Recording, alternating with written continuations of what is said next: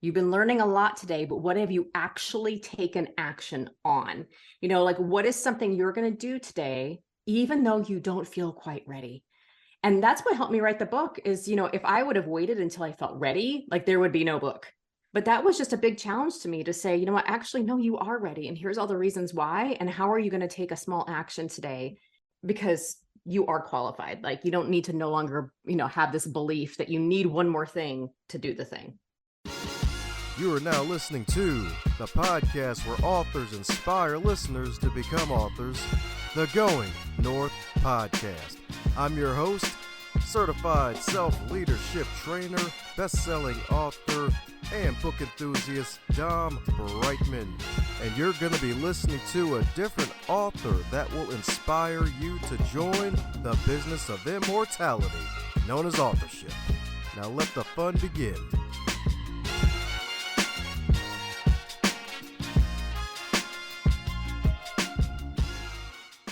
New episode, new review from Apple Podcasts about the Going North Podcast. It's time to highlight it and read it aloud. And this one comes from King X Kong, baby. That's right indeed, aka King was spelled with the 1 and Kong, well, I guess regularly spelled Kong. Anyways, they left a 5-star review titled Uplifting and Contagious. The Going North Podcast is a captivating and uplifting show hosted by the talented Dom. Hey, that's me. With his infectious laughter and clever dad jokes, Dom effortlessly creates an engaging atmosphere that draws listeners in. The podcast's unique blend of information, inspiration, and motivation makes it a must-listen. Through heartfelt conversations with authors, the show effectively shares life experiences that empowers listeners to enhance their own journeys. Whether you're seeking personal growth or simply a dose of positivity, the Going North Podcast delivers it in all spades. And I'm glad we do indeed. And that is from King Kong indeed, the King One Kong himself indeed. Thanks a bunch for leaving that great review, and if you would like to let us know what you like about the show, do so by leaving a review via the website goingnorthpodcast.com or Apple Podcasts or even Spotify. Now let's get on with today's episode. And today on the highlight reel builder for authors known as the Going North Podcast, aka GMP, the Great, Glorious, and Glamorous, we got another super special, awesome human for you today, courtesy of her freaking self, because she pitched and she made it through the mud, muck, and miry clay of the wonderful land, aka tool the devil, known as email. So many appear, and good thing she freaking made it through, because today's guest in particular, y'all, that's right indeed, you're gonna be in for a treat that's good enough to eat 5 times over indeed, because today's guest is a mom, a wife, a keynote speaker, as well as a decorated, multi-certified women's leadership coach and award-winning entrepreneur. So let's give it up for one of the world's leading envoys of advancement, Kelli Rae Thompson. Thank you so much for having me. I hope I can sound as eloquent as you do.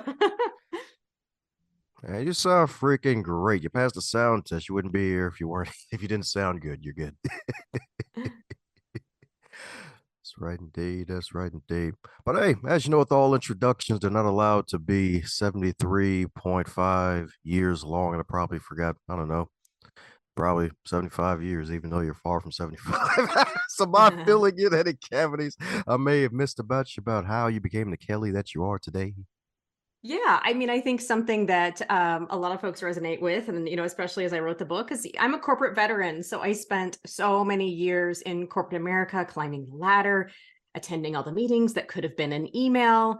As a woman, I worked in very male-dominated industries, so I know what it's like to be one of the only women in the room and have to figure out how to navigate some of those dynamics. And after spending all of these years in corporate America, in human resources, in training, and even some time in marketing, it really became apparent to me that the thing that I loved was coaching. And I loved leading teams. I loved coaching my employees. I especially loved coaching women. As an HR person, a lot of women would come to me when they were interested in jobs, wondering if they were qualified enough, wondering if they needed to go back and take one more class. wondering if they should negotiate their salary. And these were just very different conversations than what I had with men. Men would send me emails and say, hey, this job is open and it looks awesome. Like, who do I got to talk to get it? Just, I noticed subtle differences then when I was in corporate. And then as I, proceeded to move throughout corporate and spent some time traveling the country doing leadership development training for companies all over North America, I got really tired of traveling. I was recently remarried. My daughter was getting older and I'm like, I just want to be home. I'm like, these layovers and, flight cancellations sitting in O'Hare are getting really old, And that's when I decided to make the leap and go out on my own. And I've been running my own coaching practice since 2019. And as you said, I'm a women's leadership coach and I work with women one-to-one. I also lead group trainings inside organizations and team building trainings using the enneagram. So that's me in a 30-second nutshell. There you go. 30-second nutshell indeed. So cashews or almonds? Let's see. Yeah. Cashews for sure. You're definitely my kind of people. That's right, indeed. That's right, indeed. That was the cashew show, baby. That's right, indeed. The Kelli Cashew Special. That's right, indeed. The nuts that are sweet, good enough to eat 5 Yes. times over, indeed. And all that overcoming, no less, because, yeah, all that traveling on the road can definitely get old. And my goodness, like, and doing a little bit of a usual homework before folks pop on the show. I know you love personality tests. I mean, who really doesn't like personality tests and everything like that? So what led you to settle on the Enneagram? Because if I'm not mistaken, actually Myers-Briggs certified too, right? I am. So I grew up in kind of personal development in organizations, being in HR, leadership development, sales training even. And there was never a personality test I didn't like. The DISC, the Gallup Strengths Finder. I mean, if you were going to have me, the BuzzFeed quizzes, which Friends character are you, or, whatever that looks like. And I always loved them. And for a long time, I did use the Myers-Briggs in organizations. And I think that that one was very eye-opening to me because it helped me recognize that I was an introvert working amongst a sea of extroverts. And so I was like, oh, I'm not weird. I'm just an introvert. And really learning how to manage my energy was just so eye-opening to me. And so I think it helped with communication and resolving conflicts and how people approached work. And so I was a Myers-Briggs girl for a long time. And then I went to a new job and the person sitting next to me had this little symbol next to her desk. And I said, well, what is that? And she said, well, that's the Enneagram. And I'm like, well, what's the Enneagram? And she said, well, it's a personality assessment. So I couldn't really find anything on it. And me being kind of like a data geek, I was like, wow, is it even valid? Like, is there any validity behind the Enneagram? And so I kind of just like blew it off because I was a Myers-Briggs girl. And initially I used a lot of that in my coaching. And then, through someone else that I was following, they had done an entire series on the Enneagram. And I'm like, there it is again. I'm like, okay, I'm going to go take a test and just to see what this has to say for me.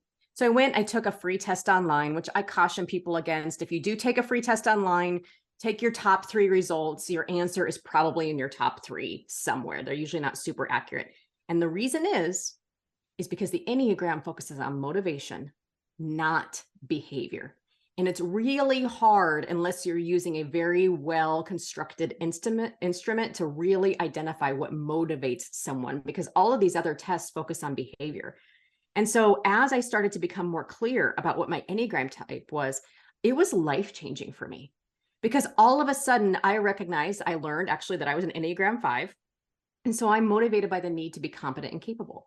One of the things I'm always working to avoid is other people placing demands on my time or my energy or unexpected things on my calendar, because I like to have that space for learning and developing capability, etc. And when I learned that that's what motivated me, like a whole world opened up. I'm like, oh my gosh, this is now clear. All the reasons why I held back, even in corporate America, or I've held back in my business, was there was this belief that I wasn't competent yet. And I needed to read one more book. I needed to go get one more certification. And understanding that that was just a motivation and also a myth, I realized like, oh, this is what's holding me back. Like there's people in the world who don't believe this and they just go do the things. Like they don't just read one more book. And so really, I often tell people there's no way I could have written my book had I not learned the Enneagram and understood kind of just some of those beliefs and fears that were holding me back and really carve that path of transformation to move forward.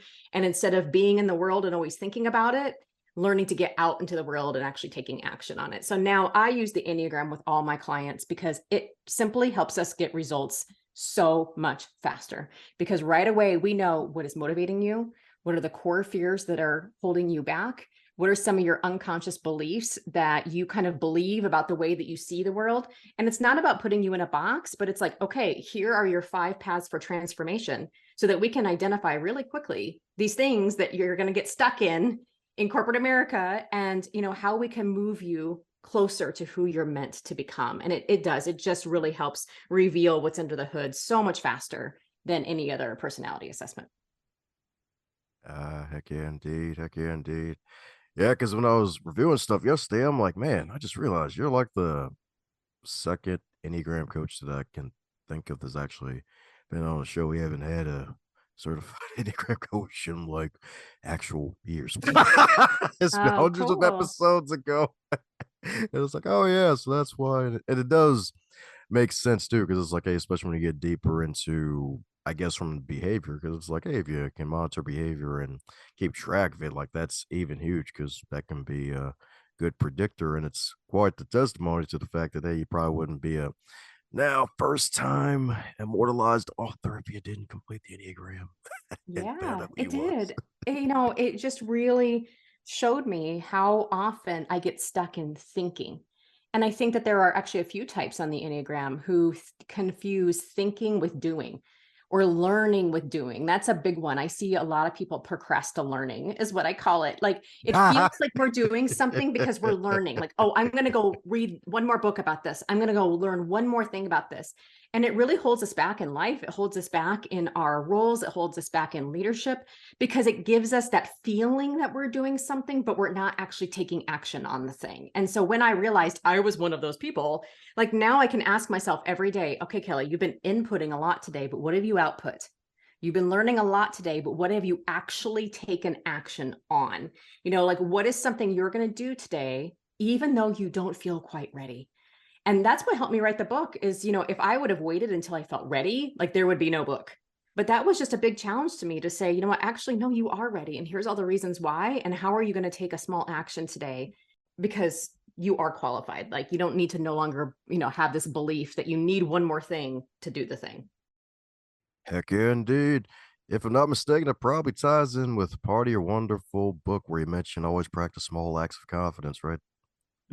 Absolutely. I have a whole last chapter in my book called Brave Next Steps, because one of the things that became really apparent to me, and this is not going to shock you all if you're trending along this listening, was when I was in corporate America and I worked in organizations where there was a lot of people around me to do the work. And, in corporate America, you typically get paid every other Friday. So, if a project kind of is turned in late, or maybe we don't launch it on time, or maybe I'm stuck in my own internal BS of stalling and needing one more pieces of information, or if any of you go through what I did, like perfectionism, oh, I have to like stall and wait to launch this until this is totally perfect. I got paid every other Friday. Like, the paycheck just came, it was automatic. But when I went out into corporate America, it became very apparent on how much I stalled due to perfectionism and doubt and fear. Because here's the thing, when you're running your own business, if you don't have a product in the world that people can buy, you do not make any money. And so you don't have a salary. And so that became so apparent to me. I'm like, oh my gosh, I don't have a paycheck every other Friday. And now I have all of these crappy perfectionism tendencies and stalling tendencies and procrastinating, and all of this is keeping me from making money. And so one of the things that I really had to do was really reverse engineer my product launches or putting programs out there into a series of small brave steps. Because a lot of research shows that when we do try to take too big a jumps, I know James Clear has talked about this in Atomic Habits, as has Arianna Huffington in her micro steps movement. But when we try to take too big of a step, our ego freaks out. When we try to make too big of a change, it's like, oh my gosh, this is too overwhelming.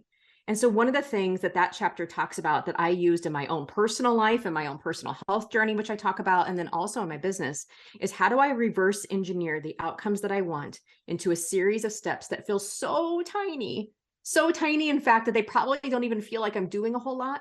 But if you take those itty bitty brave steps every day over time, that consistency is what drives results. And I talk a lot about in my book that, consistency is not very sexy, but it sure does work. And so when we can take those itty bitty tiny steps. It helps us actually over time, do things in a way that isn't going to trip up our ego, isn't going to freak us out, but it actually gets us results because we're making consistent effort every single day over time to get what we want. And that's how you get paid when you're not in corporate America, is by consistently doing things and staying in front of people and offering solutions that people can purchase. That's what I'm talking about, indeed. And I gotta compliment you on like your whole branding, especially your colors and all of your social media stuff, because it's freaking excellent. Like the colors are on freaking point, and just the tips are freaking amazing indeed. I even had to save them on like my computer for some of them because it's like, oh my gosh, freaking amazing. Because it's Oh, great thank reminders. you. My pleasure indeed. I'm like, this chick is freaking awesome. She is on point indeed. She's like sped up her, I guess, I wouldn't say perfection, just sped up the need to be like, okay, fine, let me get this thing done already. Because like if you Mhm. don't get paid, if you don't put anything out there. Yeah. And I'm glad that you brought that up, because one of the things that I really coach my clients on, because I have to work on it. I mean, obviously, I was client number one when I had to work on it with myself. A lot of the tips and stuff that I put out is really just an experiment. And when I learned to treat everything like an experiment and not like I have to get this tip perfect before I put it out into the world on social media, like, I would stall, but I'm like, okay, what is kind of my good enough point where I can throw this out into the world like a hypothesis? Like, ooh, are people going to bite on this tip? Does this tip feel helpful? Is the way that I've arranged the tip helpful? Because sometimes I'll test different formats and see what people respond to. And honestly, that made it really fun, because now, like when I think about engaging with my content and social media, I feel like it's just a big experiment. It's kind of just a big game. It's, do people respond to this or not? Is this something that is meaningful to them or not? Did it work better when I phrased it this way or phrased it that way? And like maybe people don't know, they're just enjoying consuming the content. But I think that that's another really good way people can move past perfectionism and really take those brave next steps. I know it works with a lot of my clients too, is just to loosen up and recognize that, what, we're playing the long game here. So you don't need to make this perfect. And what would be easier for you if you just approached all of this like one big experiment where you're just hypothesizing, testing and learning? I'm going to throw this out, see how people respond, take the feedback, and keep iterating, keep iterating, keep iterating. Yeah, indeed. Heck yeah, indeed. And I guess that probably goes in line with the classic compare and despair loop where all folks may get into comparison thanks to social media as well. And then add that to the perfectionism. It's like, oh God, it's like I'm still in the desert, haven't reached the oasis yet. It is. I see compare and despair a lot. I have a whole chapter in my book. Actually, I think I could consider that I have two chapters dedicated to this in my book. The first one is really what I say, owning your flaws, quote unquote, flaws as gifts. And I think, women especially deal with this because they've always been told maybe they're too direct, too assertive, too bossy, too emotional. But, I think this stereotype hurts men too, because, men are expected to act in a certain way. And when they don't act in that certain masculine way that's been defined for them, they can also receive criticism. It doesn't allow them sometimes to express their more sensitive or collaborative or emotionally intelligent skills as well. But when we can really own those flaws and say, what, because I am direct, I am able to do these things. Because I am sensitive, I am able to do these things. I also spend, the next chapter talking a lot about owning your unique gifts. What have only you been put in this world to do? And how do we find that? How do we find that thing that only we can do? And one of the things that I really found personally and with my clients is that when we own what's unique about us, it really helps us like see that what other people are good at without the confidence killing effects of compare and despair, because we feel confident in what we own. Hey, it's great that they are such a brilliant public speaker, but one of the things that I own that I'm really good at is I'm the person that's really good at making all the graphics for these speeches, and I own that because people need me. And now I can see myself in the world as somebody who compliments someone instead of as competing with someone. And so when I'm working with my clients, that's something we definitely spend a lot of time on, is what are those flaws that you've always been told or weaknesses that are actually your gifts that you need to exploit? And then what are these unique talents? Why have you been put on this earth? So you can keep your eyes forward and move forward on what you are supposed to be doing instead of constantly looking side to side, as you so well said, in that compare and despair mode, because it really does kill your confidence. Heck yeah, indeed. And if y'all ain't taking notes today, y'all doing it wrong. That's right, indeed. Unless you're driving, that is. That's a different story. If you're driving, keep driving. What should we save and finish the episode? Because she's bringing the heat. That's right, indeed. She's bringing that heat, indeed. So, my goodness. So, speaking of some of the wonderful chapters and tips from the book, the wonderful book itself. So, my goodness, what up, you to finally crossed the finish line too, because I know you just took the enneagram and everything like that. Heck, you even got if I'm not mistaken, got a few great blurbs and recommendations for it as well. And no, Adam Grant's probably one of your favorite authors of all time, and him and a few other wonderful big name folks even recommended the book. So I hope you to finally hit that publish button and join the business of immortality. You know, hitting the publish button felt easier. You know what felt harder was pushing the start button. Because I think there could be a lot of people out there, wanting to write a book. And I know for me personally, I wanted to write a book since I was a little girl. Like I remember like pulling up to my parents' like computer. I think we all like I'm old enough to when computers were like a gray box with a black screen and orange letters. And I would like quote unquote write a book, and of course, it was not really a book, but I was just little. I'm like, I just want to write a book someday. I love to read. And I can still remember sitting in my boss's office. I don't know, but I'm like 2008, and even saying like, I want to write a book, but I just don't know what it was going to be about. But I remember telling her, but it will never, ever be a leadership book.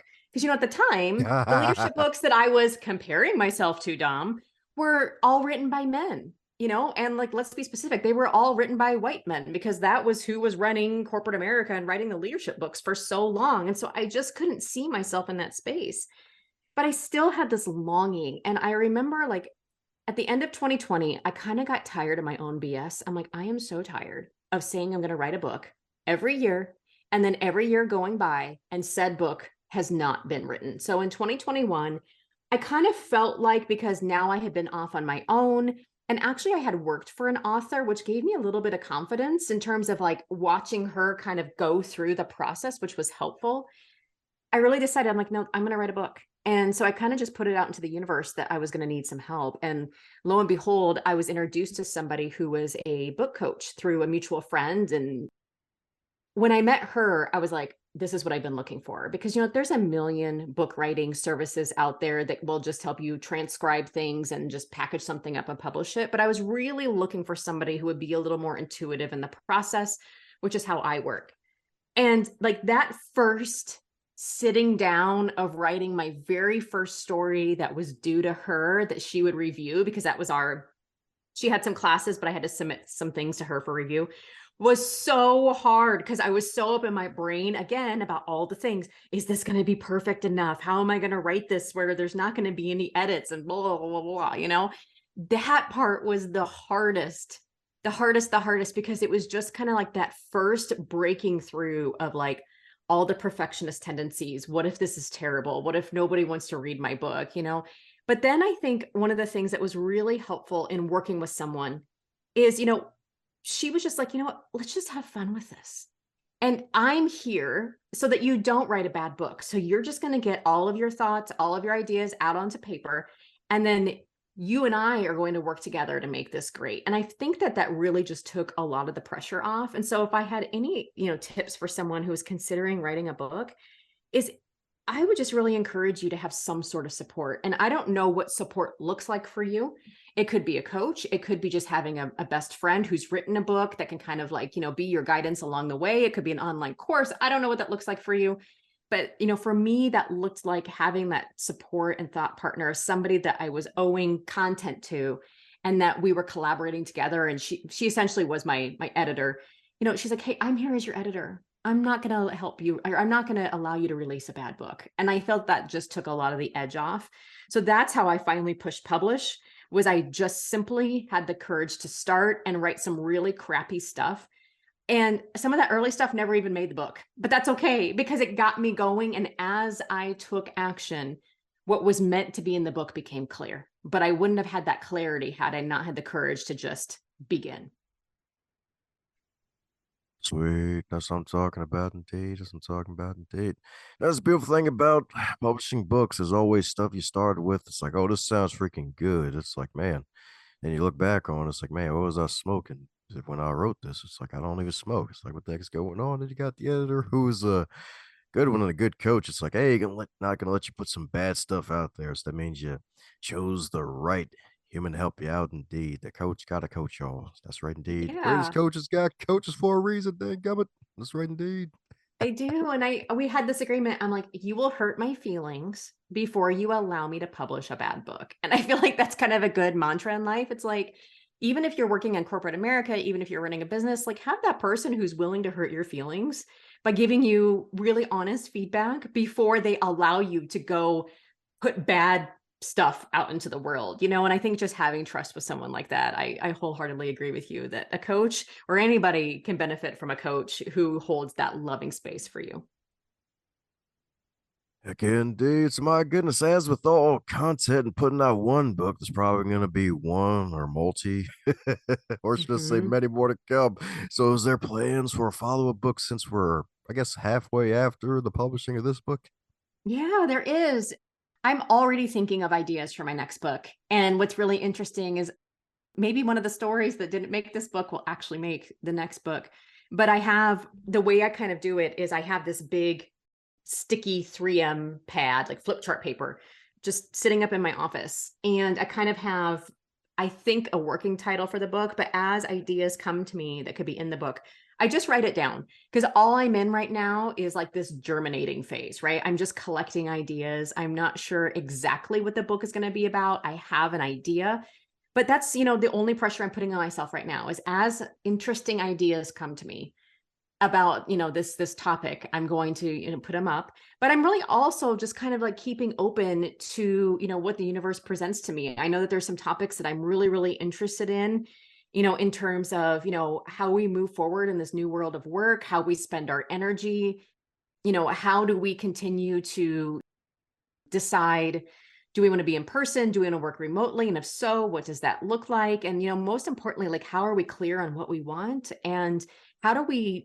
arrange our days in a way that doesn't contribute to, I think we're having a little bit of burnout epidemic. Just from people not knowing how to use their energy and how to manage their days. And because we're like where we're supposed to be working and how we're supposed to be working is just so different. So that's just kind of a big nebulous kind of thought pool of where I'm at. And I'm sure by the time the book is published, it'll be much more clear and much more refined. But yes, there will be more books. I do love the process and the messiness of a book coming together. I love telling the stories. But most importantly, I love it when people tell me what resonated with them from the book, because when you're sitting down writing the book, you don't know when it lands into someone else's hands, what it's going to mean to them in their own words and their own perspectives. And so hearing that come back to you is simply the most rewarding part of the book. Oh, gotta love the rewarding parts of the book indeed. My goodness, you mentioned energy management too. So my goodness, that's actually something that's not even talked about a lot here. Probably should be talked about more. So my goodness, so how does Kelly manage your energy? Because I know you like to have your morning 20 minutes that way you can go out and people with people. Yeah. It's I recorded a whole podcast on this because one of the things that I learned to bring this conversation full circle as an Enneagram 5 is one of the kind of the core beliefs that I hold is that I believe, and this is not always true, but one of the things that holds me back is I believe that I have a limited amount of energy to meet other people's demands. And unconsciously, I've always kind of noticed this about myself, but I kind of thought everybody felt this way. Like, how do you people have all the energy for these things and all the energy for all the hustle and the energy from working morning till night and the energy for all these extroverted activities? And I just kind of noticed it, but I never could put a name to it, honestly, until I uncovered the Enneagram. And so, how do I manage my energy? One of the things that I do is something called an energy audit. And so what I will do is, especially if I notice that I'm at a time where I'm feeling a little more tired or a little more frazzled, I'll go back over the last 45 days, maybe even 60 days, and just take a look at my activities and my projects and simply just make a note. Did that suck my energy? Was that energetically neutral? Was it kind of a staller? Did it stall my energy or did it surge my energy? Okay, well, if it surged my energy, like what was the activity? And then as an entrepreneur, I'm always asking myself, okay, well, what was the monetary value of that activity? Like, what ROI did I get from that activity? Am I charging enough for that activity if it's surging my energy and it's providing a lot of value, right? Am I aligned even in, what I'm charging for that offering? And being able to take a look and like audit my energy, I can start to ask myself questions like, okay, what sucks my energy that I need to stop offering? I need to stop taking meetings for those things. I need to, if I was in corporate America or I do this with my corporate clients, it's like, can you delegate that to someone else? Can you outsource it to someone who would actually thoroughly find that exciting? And so that's really how I start is I just really notice when I'm starting to feel a little tired, a little burnout, a little overwhelmed. I'm like, oh, I'm due for an energy audit. And I need to go in and just label those, what sucked my energy, stalled my energy, surged my energy. Now, how do I need to recalibrate my calendar in a way that honors these things that surge my energy? And as a business owner, then are profitable for me and are, desired by others. When I have my corporate folks do this, we really like focus our energy on what surges your energy so that you can add the most value to the organization using your best talents while delegating out the things to other people that they might value.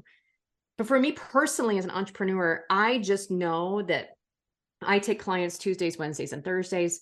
Mondays are I need days to plan, to strategize, to do marketing activities, to do business things for my business. Tuesdays, Wednesdays, and Thursdays, I know that energetically I'm in a good place. I know how many clients I can take per day before my energy will start to drop off. So I never schedule more than that amount of clients. I always have a 30-minute buffer in between all of my meetings so that I can regroup and not feel rushed. I mean, these are just little things I've had to learn over time as I've ended days and I'm like, oh my gosh, I feel terrible. Well, why do I feel terrible? Well, because I was back to back to back all day, or because I planned too many one-on-one calls and I just can't give that type of focused energy to that many people in one day because the person who has that last meeting suffers, right? Because I don't have all that energy. And Friday is just a catch-up day. Sometimes I take clients, if they need a reschedule or something. I love doing podcasts on Fridays. That feels fun to me. But Fridays is lots of times a working day, working on things I owe people, that sort of thing. I've learned to structure that by keenly paying attention to my energy at the end of every day. Do I feel good? Well, what did I do today that made me feel good? Do I not feel good? Am I drained? Am I exhausted? Well, what happened today that made me feel that way? And what changes do I need to make going forward so that I'm running an energetically aligned business? Because I'll just land with this point. If you're exhausted in corporate America and you decide you leave and you want to start, your own business, like a lot of people very unintentionally create the burnout and the chaos they had in corporate because they aren't willing to slow down and take a look at, wait a minute, how am I spending my day and how does this make me feel? Why would I want to, recreate a business of my own in which I learn to resent because I don't feel my best? So if I'm in this for the long game, I need to learn some really good energy management tools because I'm playing the long game and I want to play this long game feeling really, really good about it. That's what I'm talking about, indeed. Y'all getting that tennis bracelet jewels today, baby. That's right, indeed. That's right, indeed. That energy aligned business, that EAB. You love to see it. You love to see it.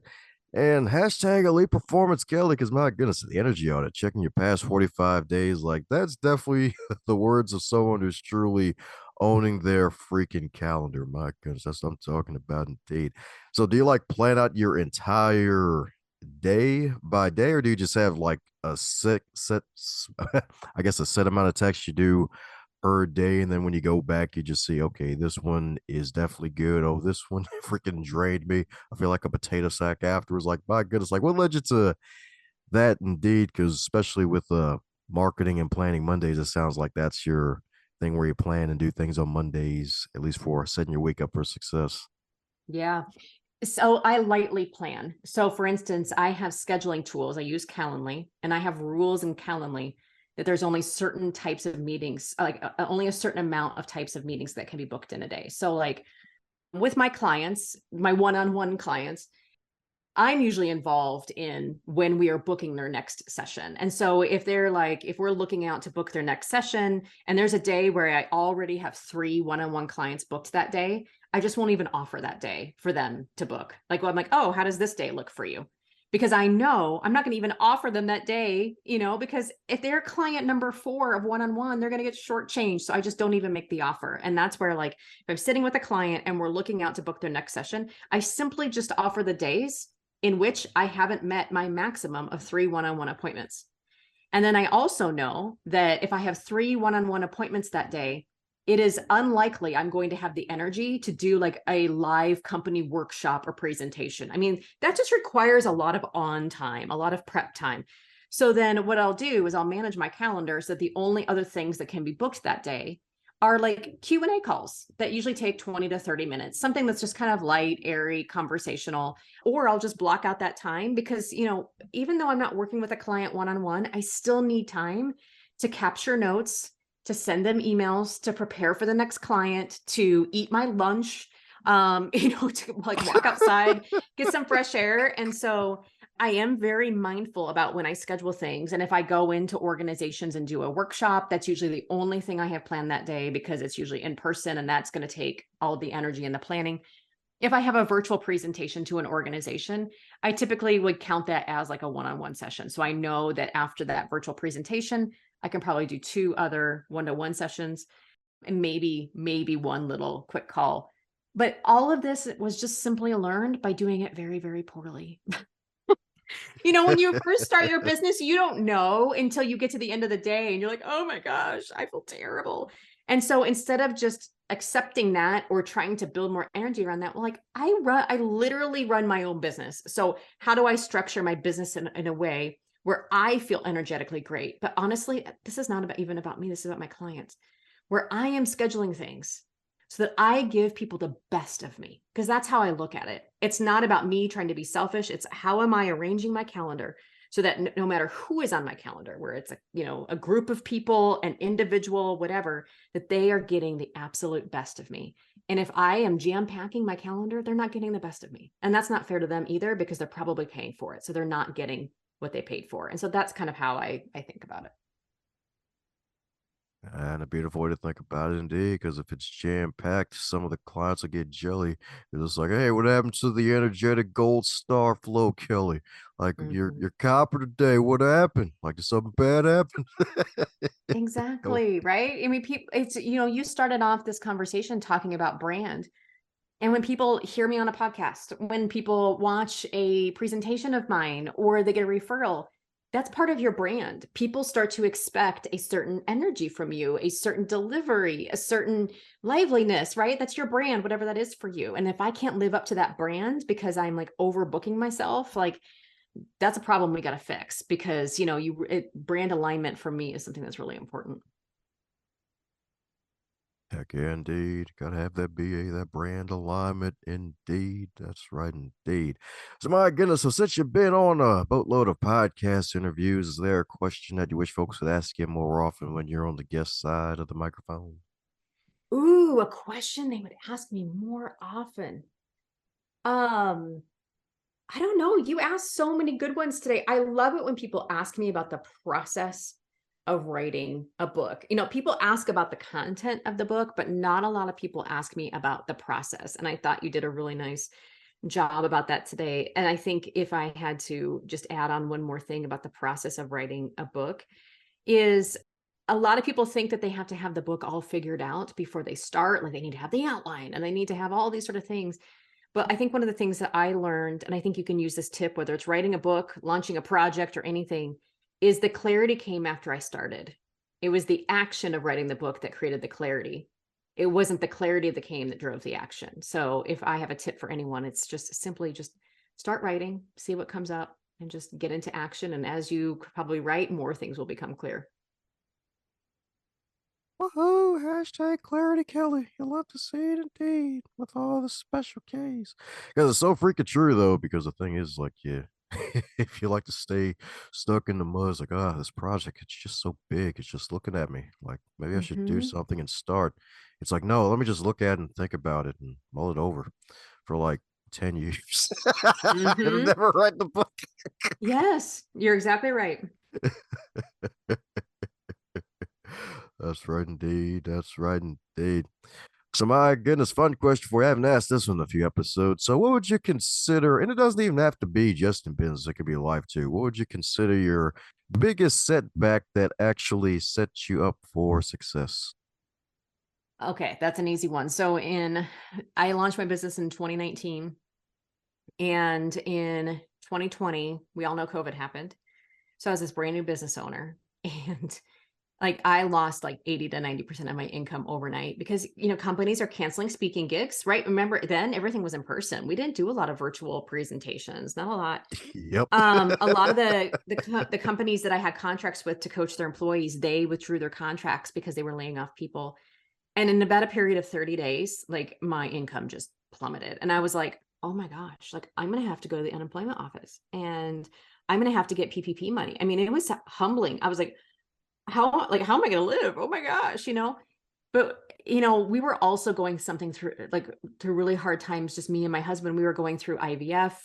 IVF kept failing and I kept having miscarriages. I remember in that entire month, like I remember we lost our dog of 14 years. And it was just one of those like times in my life where it was like, things literally could not be any worse. Like there was just so much loss, so much like stripping away. And I remember like laying on my couch and I'm like, if things cannot get any worse, like what do I really want to do? Because at that time, I was still just kind of offering generic leadership coaching. I was kind of coaching anybody who would come to me about leadership topics.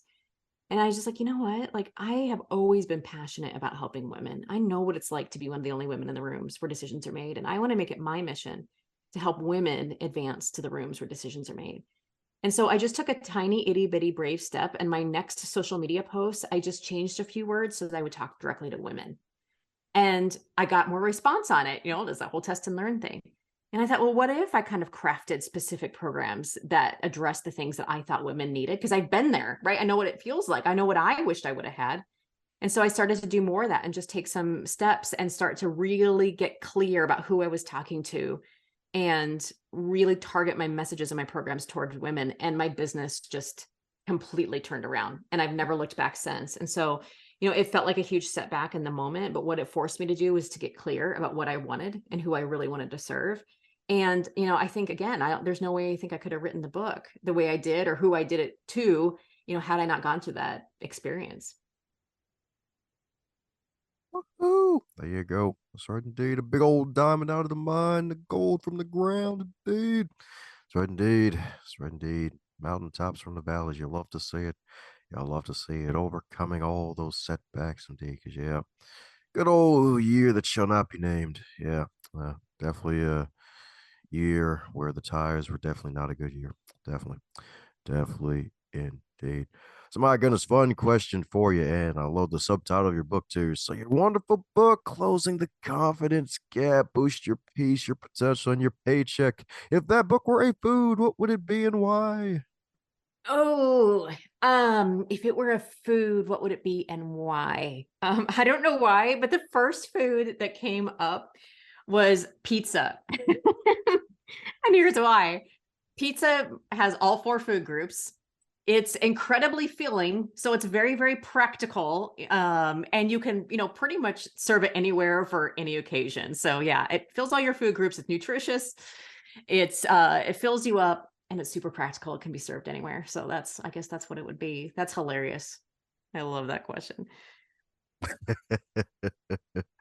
That's right. This could be even dark humor because that means managers love your book. They want to give staff pizza parties. They do. My book, I love it though. My book is in lots of corporate book clubs and it makes me so happy because, leaders like it. And I've had a lot of male CEOs read the book and reach out and say, hey, this was really helpful in understanding some of the challenges that my women leaders go through. And like, that's so heartwarming to me. And so I love it. It truly is. It's a big pizza party. Heck yeah, indeed. That's right. If your staff's struggling, give them this book. That's right, indeed. It'll be the real pizza party. That's right, indeed.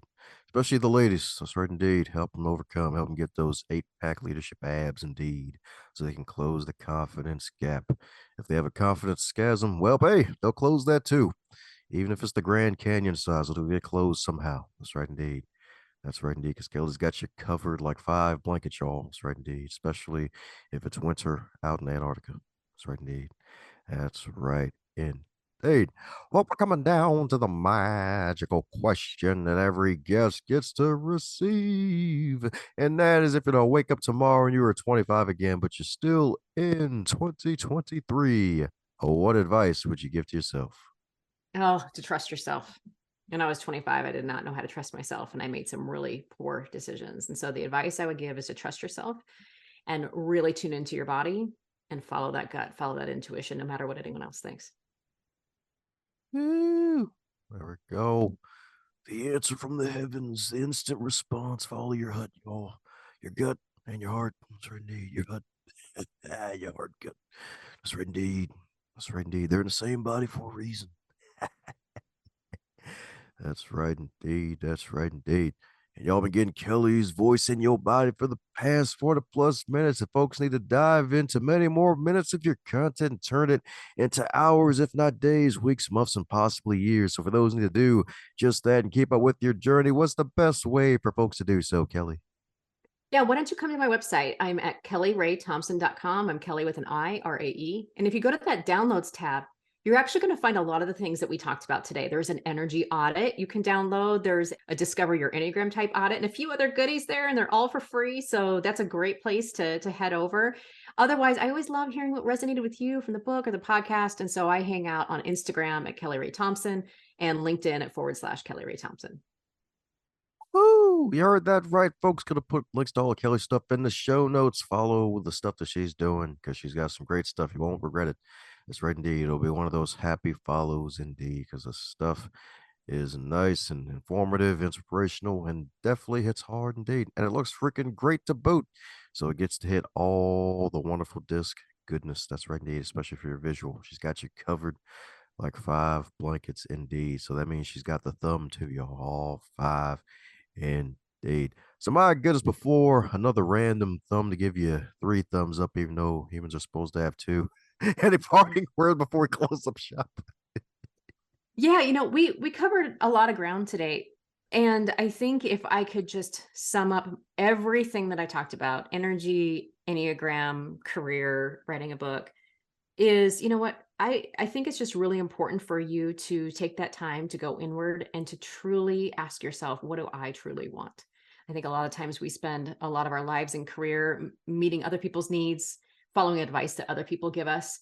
But I think a lot of, what we talked about today can just simply be discovered with just that simple question and 10 minutes of reflection of yourself is, what do I want? What makes me feel good? What is it that I want to create in the world? So that would be my parting advice. If you're hearing this part of the episode, that means you're one cool individual. Thanks a bunch for tuning in, and if you enjoyed what you heard, be sure to share it with at least one other person in your network. Bonus points for 3. And be sure to check out the backlog too while you're at it, because there are hundreds of wonderful episodes to choose from as well.